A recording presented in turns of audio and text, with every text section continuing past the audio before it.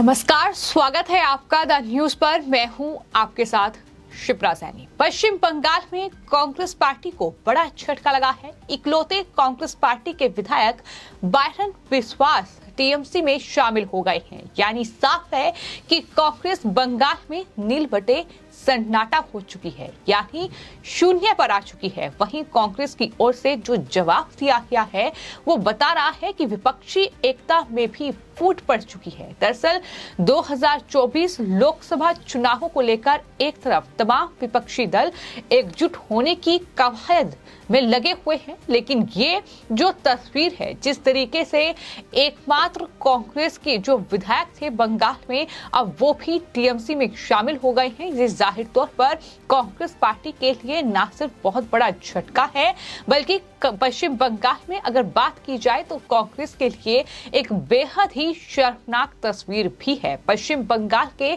सागरदिघी से कांग्रेस पार्टी के विधायक बायरन बिस्वास टीएमसी में शामिल हो गए हैं। वो जीत के 3 महीने के अंदर टीएमसी में शामिल हुए हैं। बायरन ने सोमवार को पश्चिम मेदिनीपुर के घाटल में टीएमसी के महासचिव अभिषेक बनर्जी की मौजूदगी में वो टीएमसी में शामिल हुए हैं, जहां एक तरफ टीएमसी ने उनका तहे दिल से पार्टी में स्वागत किया है, तो वहीं दूसरी तरफ कांग्रेस पार्टी काफी भड़की हुई है। कांग्रेस पार्टी के नेता जयराम रमेश की ओर से ट्वीट करते हुए ये लिखा गया है कि ऐतिहासिक जीत में कांग्रेस विधायक के रूप में चुने जाने के 3 महीने के बाद बायरन बिस्वास को टीएमसी ने लालच दिया। ये सागरदिघी विधानसभा क्षेत्र की जनता के जनादेश के साथ पूर्ण रूप से विश्वासघात है। गोवा, मेघालय, त्रिपुरा और अन्य राज्यों में पहले ही हो चुकी है इस तरह की खरीद फरोख्त। ये बड़ा दावा जो है जयराम रमेश की ओर से किया गया। जयराम रमेश ने आगे ये भी लिखा कि ये सागरदिघी विधानसभा क्षेत्र की जनता के जनादेश के साथ पूर्ण रूप से विश्वासघात है। गोवा, मेघालय, त्रिपुरा और अन्य राज्यों में भी इस तरह की खरीद फरोख्त जो है विपक्षी एकता को मजबूत करने के लिए नहीं की गई है, और ये केवल बीजेपी के उद्देश्यों को पूरा करती है। यानी जयराम रमेश का ये ट्वीट कई मायनों में बेहद महत्वपूर्ण जाहिर तौर पर यह दिखाता है कि जो विपक्षी एकता की बात लगातार की जा रही है, पहली बात तो ये इस ट्वीट से स्पष्ट हो जाती है कि विपक्षी एकता है ही नहीं, क्योंकि लगातार कांग्रेस पार्टी और टीएमसी में इस तरह का मतभेद देखने को मिल रहा है। जब पश्चिम बंगाल की मुख्यमंत्री ममता बनर्जी ने भी कांग्रेस पार्टी को नसीहत देते हुए ये कहा था कि विपक्षी एकता 2024 में तभी संभव है जब कांग्रेस पार्टी इस टर्म पर काम करेगी कि अगर कांग्रेस पार्टी कहीं चुनाव लड़ती है तो वहां के जो क्षेत्रीय दल होंगे वो कांग्रेस पार्टी को सपोर्ट करेंगे, लेकिन जहां क्षेत्रीय दल मजबूत है वहां क्षेत्रीय दल को मौका मिलना चाहिए और कांग्रेस पार्टी इन तमाम क्षेत्रीय दल को सपोर्ट करे। ये बातें ममता बनर्जी की ओर से कही गई थी, लेकिन उसके बाद अब जयराम रमेश का जो ट्वीट सामने आया है, उन्होंने सीधे तौर पर टीएमसी पर खरीद फरोख्त का आरोप लगा दिया है और ये कह दिया है कि ये खरीद फरोख्त जिस तरीके से चल रही है ये बीजेपी के उद्देश्यों को पूरा करती है, ये विपक्षी एकता नहीं है। तो साफ है कि 2024 लोकसभा चुनाव से पहले जिस विपक्षी एकता का दावा लगातार ये विपक्षी दल कर रहे हैं, कांग्रेस कर रही है, आम आदमी पार्टी कर रही है, नीतीश कुमार कर रहे हैं, शरद पवार हो चाहे उद्धव ठाकरे हो, लेकिन वो विपक्षी एकता कहीं भी किसी भी तस्वीर में दिखाई नहीं दे रही है। और जहां तक कांग्रेस पार्टी की बात है तो हम आपको ये बताते हैं कि कांग्रेस पार्टी जो लगातार बीजेपी पर और तमाम अन्य दलों पर जिस तरीके से खरीद फरोख्त का आरोप लगाती है, अगर उनकी पार्टी का कोई नेता किसी पार्टी में शामिल होता है, कोई विधायक अगर किसी पार्टी में जाता है तो वो खरीद फरोख्त का आरोप लगा देते हैं। लेकिन राजस्थान से लेकर तमाम अन्य राज्यों में कांग्रेस पार्टी ने भी कई दूसरी पार्टियों के विधायकों को खरीदा है, लेकिन तब वो ये नहीं मानेंगे कि वो भी खरीद फरोख्त करते करते हैं तो जाहिर तौर पर ये तमाम तस्वीरें हर पार्टी से निकलकर सामने आती हैं, लेकिन कांग्रेस पार्टी कभी ये मानने के लिए तैयार नहीं होती है।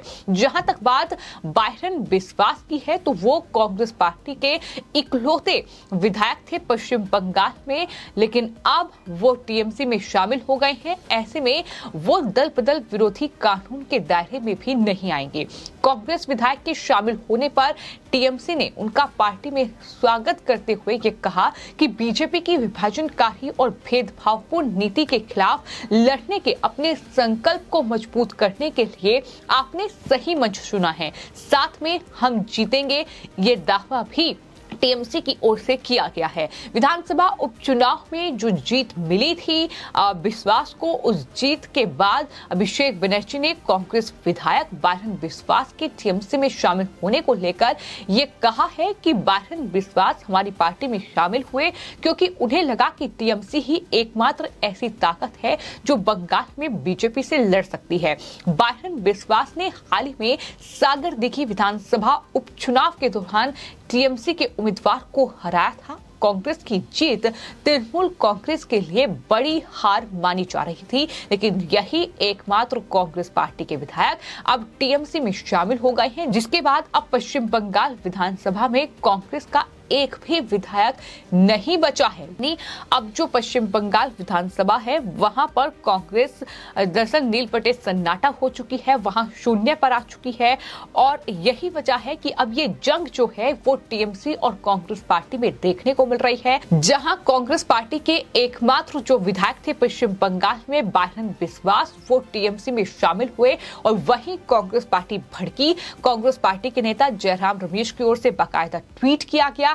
ट्वीट करते हुए ये साफ तौर पर कहा गया कि खरीद फरोख्त जो है टीएमसी ने की है और आरोप यहां तक लगाए गए कि वो बीजेपी के उद्देश्यों को पूरा करने के लिए ऐसी खरीद फरोख्त की जा रही है। तो इस तरह की जो जंग है वो देखने को मिल रही है। यानी साफ है कि 2024 लोकसभा चुनाव से पहले विपक्षी एकता संभव नहीं है, जैसा कि हम लगातार आपको बता रहे हैं कि टीएमसी से लेकर कांग्रेस पार्टी, आम आदमी पार्टी, जेडीयू, आरजेडी हो, फिर चाहे वो एनसीपी हो, चाहे उद्धव ठाकरे का गुट हो, तमाम पार्टियां एकजुट नहीं हैं। जहां कांग्रेस पार्टी ने आम आदमी पार्टी को अध्यादेश पर समर्थन देने से इनकार कर दिया है, तो वहीं पश्चिम बंगाल की मुख्यमंत्री ने कांग्रेस पार्टी को ये सलाह देती है कि कांग्रेस पार्टी इस रणनीति के तहत अगर काम करेगी, अगर ये मेरी बात मानेगी तो जाहिर तौर पर आगे जो है गठबंधन संभव है कि हो सकता है, लेकिन अगर इस रणनीति के मुताबिक वो काम नहीं करेगी, जहां उन्होंने ये कहा है कि जहां कांग्रेस मजबूत है वहां कांग्रेस चुनाव लड़े और क्षेत्रीय दल उन्हें सपोर्ट करेंगे, जहां क्षेत्रीय दल मजबूत हैं जिन राज्यों में वहां क्षेत्रीय दल चुनाव लड़ेंगे और बाकी कांग्रेस उन्हें सपोर्ट करेगी। अगर इस पूरे एजेंडे पर कांग्रेस काम करती है तो उनके साथ गठबंधन संभव है कि हो सकता है। अखिलेश यादव ने भी ममता बनर्जी की इस बात का सपोर्ट किया है।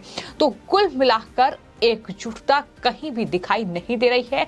मीटिंग्स का दौर जारी है। वहीं दूसरी तरफ बीजेपी की अगर बात कर ली जाए तो बीजेपी लगातार अपनी रणनीति 2024 के लोकसभा चुनाव का जो ये पूरा सियासी दंगल है, इसमें किस तरह से खुद को मजबूती के साथ चुनावी मैदान में उतारा जाए, इसको लेकर लगातार उनकी बैठकों का दौर जारी है। मुख्यमंत्री और उप मुख्यमंत्रियों के साथ प्रधानमंत्री नरेंद्र मोदी ने खुद हाल ही में बैठक की है, जिसके बाद महाजनसंपर्क अभियान की शुरुआत की गई है।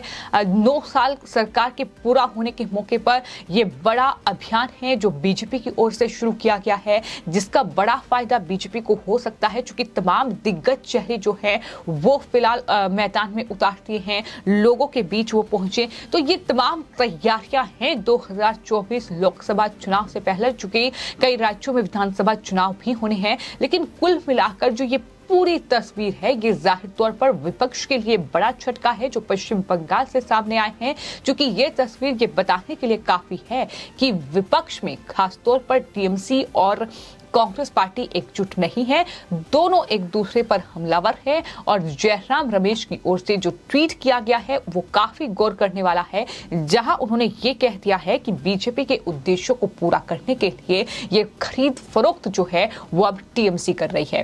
फिलहाल आपकी इस पूरे मामले पर क्या राय है, हमें कमेंट बॉक्स में जरूर लिखें और चैनल को सब्सक्राइब करें। धन्यवाद।